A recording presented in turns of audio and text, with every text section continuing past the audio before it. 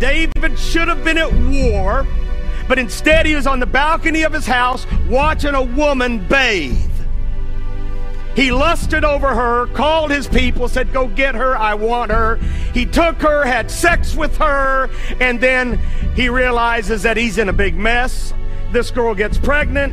He's got to do something about this. So Uriah the Hittite, who is the husband of Bathsheba, David brings him in, wants him to lay with his wife and, sort of fix things. Boy, we try to fix stuff, don't we?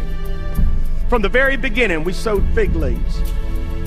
From the very beginning, we try to fix our sin, try to cover up our sin.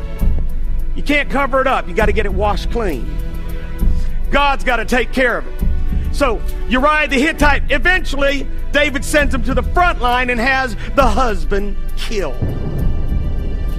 Okay, so now David is an adulterer and a murderer. And in 2 Samuel chapter 12, verse 1, look at this. Then the Lord sent Nathan to David, prophet. And he came to him and said to him this story. There were two men in one city, one rich and the other poor. The rich man had exceedingly many flocks and herds, but the poor man had nothing except one little ewe lamb which he had bought and nourished, and it grew up together with him and with his children. It ate of his own food and drank from his own cup and lay in his bosom, and it was like a daughter to him.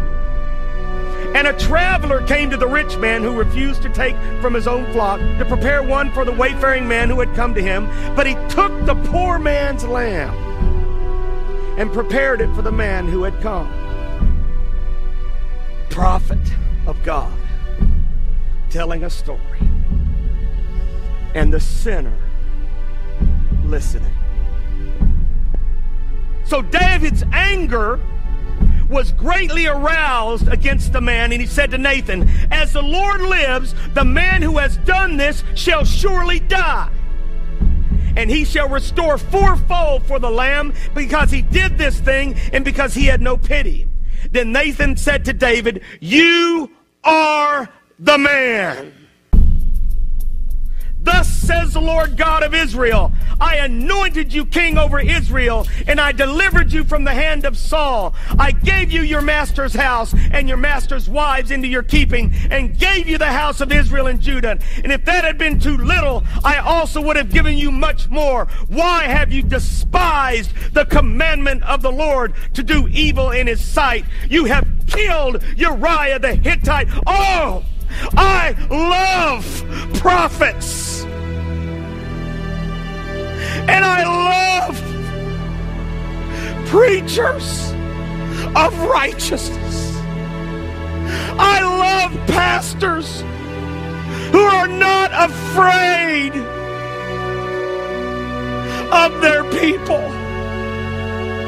I love pastors who are not ashamed of the whole truth. I love pastors who will call sin, sin, even if it means losing the biggest giver in the church. I love pastors. Dear Jesus, some of you are watching at home. The reason you're not happy is because God's not happy. The reason you're not happy, and you got all kinds of stuff, but you're not happy with yourself because you've wavered. And the truth has been set to the side. You just give enough truth to make the people happy, but you don't share the whole truth. Nathan, as he's sharing this, David could have pulled out a sword and sliced off his head. Shut up, Nathan. Get out of my life. This is David. Man of God. King. God, help us. Jesus, help us to return to the God of our fathers.